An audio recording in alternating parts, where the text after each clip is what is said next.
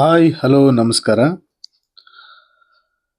ನೋಡ್ರಪ್ಪ, ಅಂತೂ ನನ್ನ ಮಗಳು ಎದ್ದು ಕೈ ಕುಯ್ ಅನ್ನಕ್ ಶುರು ಮಾಡಿದ್ಲು.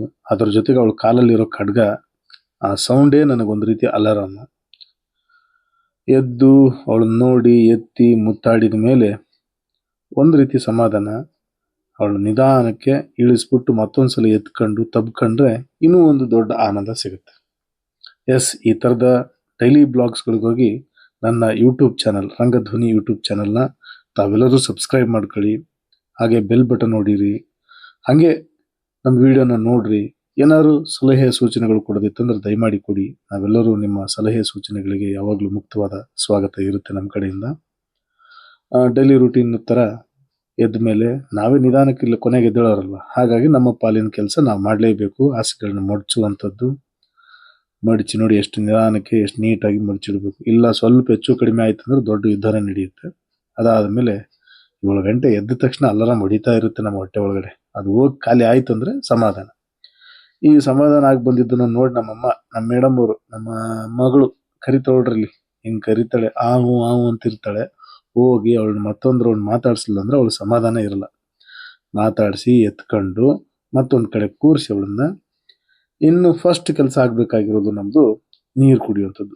ಸಾಮಾನ್ಯ ನೀರಲ್ಲ ಸರ್, ಅದು ಬಿಸಿ ನೀರು.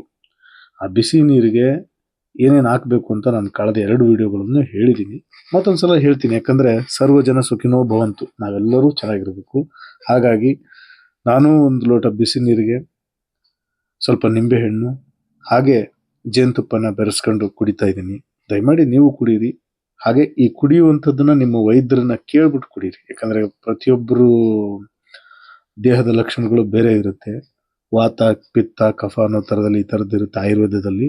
ಇದು ಇಂಗ್ಲೀಷ್ ಮೆಡಿಸಿನಲ್ಲಿ ಬೇರೆ ಬೇರೆ ಥರ ಹೇಳ್ತಾರೆ. ಒಂದ್ಸಲ ನಿಮ್ಮ ಡಾಕ್ಟರ್ನ ಕನ್ಸಲ್ಟ್ ಮಾಡ್ಕೊಂಡು ಕುಡಿದ್ರೆ ಒಳ್ಳೆಯದು.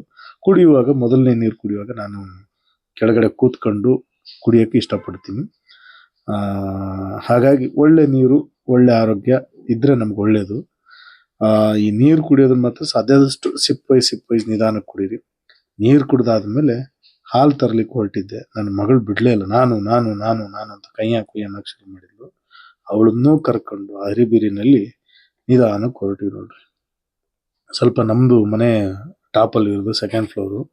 ನಿಧಾನಕ್ಕೆ ಅವಳನ್ನ ಕರ್ಕೊಂಡು ಇಡೀ ಎಲ್ಲ ಸುತ್ತಮುತ್ತ ಇರುವಂಥ ಮನೆ ಸುತ್ತಮುತ್ತ ಇರುವಂಥ ಗಿಡಗಳ ಬಗ್ಗೆ, ಅದ್ರ ಬಗ್ಗೆ ಇದ್ರ ಬಗ್ಗೆ ಅವಳ ಕತೆ ಹೇಳ್ಕೊಂಡು, ಹಾಡಾಡ್ಕೊಂಡು ಹಂಗೆ ನಿಧಾನಕ್ಕೆ ಮೆಟ್ಲಿಳಿಯುವಂಥದ್ದು. ಇದು ನಮ್ಮ ಕೆಲಸ ದೈನಂದಿನದ್ದು. ಇವತ್ತು ಪಾರ್ಕ್ ಹೋಗ್ಬೇಕಾಗಿತ್ತು ನನ್ನ ಮಗಳನ್ನ ಕರ್ಕೊಂಡು. ಪಾರ್ಕ್ ಬದಲು ಸ್ವಲ್ಪ ದೂರದಲ್ಲೇ, ಏನು ಪಾರ್ಕಲ್ಲಿ ಎಷ್ಟೊತ್ತು ಟೈಮ್ ಸ್ಪೆಂಡ್ ಮಾಡ್ತಿದ್ವೋ ಅಷ್ಟು ಟೈಮ್ ಸ್ಪೆಂಡ್ ಮಾಡುವಷ್ಟು ವಾಕೇಬಲಲ್ಲಿ ನಂದಿನಿ ಬೂತ್ ಇತ್ತು. ಹಾಗಾಗಿ ಅವಳನ್ನ ಕರ್ಕೊಂಡು ನಂದಿನಿ ಬೂತ್ಗೆ ಬಂದೆ.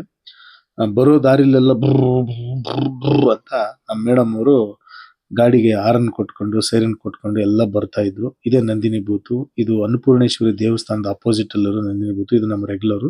ಇಲ್ಲಿ ಹಾಲು ತಗೊಂಡು ಬಂದೆ. ದೈನಂದಿನ ಕೆಲಸಗಳನ್ನ ಮುಗಿಸ್ಕೊಳ್ಬೇಕು. ಅದಾದ್ಮೇಲೆ ನನ್ನ ಕ್ಲಾಸು ಅದೆಲ್ಲ ಮುಗಿಸ್ಕೊಂಡು ನಂದು ಒಂದು ಪರ್ಸನಲ್ ನಾಟಕದ ರಿಹರ್ಸಲ್ ನಡೀತಾ ಇದೆ. ಆ ರಿಹರ್ಸಲ್ ಪ್ಲೇಸಿಗೆ ಬಂದು ಇಲ್ಲಿ ಒಂದು 4 ತಾಸು ಸ್ಪೆಂಡ್ ಮಾಡಿ ಈಗ ಮನೆ ಕಡೆಗೆ, ಎಲ್ಲರೂ ಮನೆ ಕಡೆಗೆ ಹೊರಟ್ವಿ. ಹೊರಡುವಾಗ ಒಂದು ವಿಚಾರ ಹೊಳಿತು, ಒಳ್ಳೆ ಟೀ ಕುಡಿಯೋಣ ಅಂತ ಹುಡುಕ್ತಿ ಹೊರಟ್ವಿ. ಹೊರಟಾಗ ಇಲ್ಲಿ ನಂದಿನಿ ಹಾಲ್ ದೊಡ್ಡ ಡೈರಿನೇ ಕಾಣ್ತು.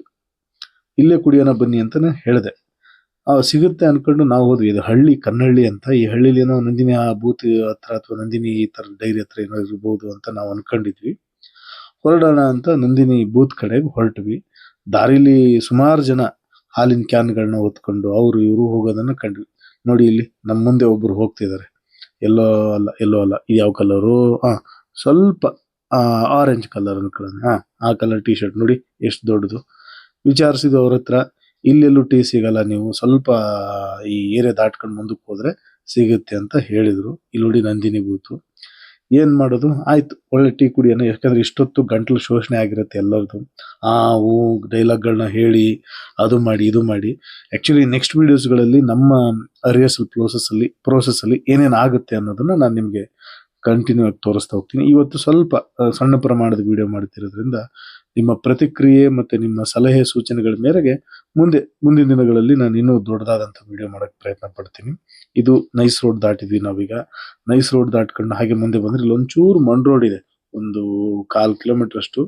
ಇದು ಯಾವಾಗ ಸರಿ ಆಗುತ್ತೋ ಏನೋ ಗೊತ್ತಿಲ್ಲ. ನಾನು ಕಳೆದ ಒಂದು 5 ವರ್ಷದಿಂದ ನೋಡ್ತಾ ಇದ್ದೀನಿ. ಗಾಡಿಗಳು ಈ ರೋಡಲ್ಲಿ ಬಂದ್ರೆ ಸಾಕು ಗಡ ಗಡ ಗಡ ನಡುಗ್ತಿರ್ತವೆ. ಎಸ್, ಹಂಗೆ ಮುಂದೆ ಬಂದ್ವಿ ನಾವು. ಮುಂದೆ ಬಂದ್ರೆ ಇಲ್ಲಿ ದೊಡ್ಡದಾದಂಥ KLE ಸಂಸ್ಥೆ ಒಂದು ಕಾಲೇಜ್ ಸಿಗುತ್ತೆ.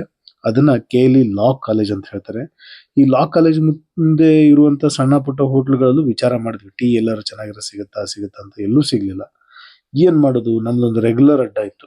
ಇಲ್ಲಿ ಮುದ್ದಿನಪಾಳ್ಯ ಸರ್ಕಲ್ ಅಂತ ಬರುತ್ತೆ. ಈಗ ನಾನು ಹೋಗ್ತಿರೋ ರೋಡಲ್ಲಿ ಮುಂದೆ ಈ ಮುದ್ದಿನಪಾಳ್ಯ ಸರ್ಕಲ್ ಆದ್ಮೇಲೆ ಅಲ್ಲೊಂದು ಸ್ಫೂರ್ತಿಧಾಮ ಅಂತ ಒಂದು ಸಂಸ್ಥೆ ಇದೆ. ಈ ಸ್ಫೂರ್ತಿಧಾಮದ ಹತ್ರ ಒಂದು ಹೊಸದಾಗಿ ಸ್ಟಾರ್ಟ್ ಆಗಿತ್ತು.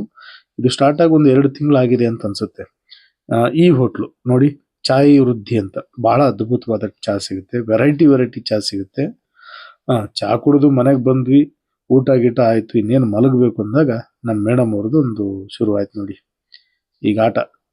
ಏನಪ್ಪ ಈ ಆಟ ಅಂದ್ರೆ, ಆ ಜೋಕಾಲಿನ ತೂಗುವಂಥದ್ದು, ಅಂದ್ರೆ ತೊಟ್ಲು. ಆ ತೊಟ್ಲನ್ನ ತೂಗುವಂಥದ್ದು. ಬಾರಮ್ಮ ಮಲಗು ಅಂದ್ರೆ ಹ್ಞೂ ಅಂತ ಅವಾಜ್ ಆಗ್ತಾನೇ ಇದ್ದಾಳೆ. ಅವಳು ಎಷ್ಟೊತ್ತಿಗೆ ಮಲಗ್ತಾಳೋ, ನಾವೆಷ್ಟೊತ್ತಿಗೆ ಮಲಗ್ತೀವೋ ಅನ್ನೋದೇ ದೊಡ್ಡ ಯಕ್ಷ ಪ್ರಶ್ನೆ ಆಗಿದೆ. ಈ ಯಕ್ಷ ಪ್ರಶ್ನೆಗೆ ಉತ್ತರವಾಗಿ ತಾವು ನಮ್ಮ ಯೂಟ್ಯೂಬ್ ಚಾನಲ್ನ ಸಬ್ಸ್ಕ್ರೈಬ್ ಮಾಡ್ಕೊಳ್ಳಿ, ಲೈಕ್ ಬಟನ್ ಒತ್ತಿ, ಆ ಗಂಟೆನೂ ಹೊಡೀರಿ, ಹಂಗೆ ಲೈಕು ಶೇರ್ಸ್ಗಳನ್ನು ಮಾಡಿ. ಹಾಗೆ ನಿಮ್ಮ ಸಲಹೆ ಸೂಚನೆಗಳನ್ನು ತಪ್ಪದೆ ಕಮೆಂಟ್ ಬಾಕ್ಸಲ್ಲಿ ಕೊಡ್ತಾ ಇರಿ.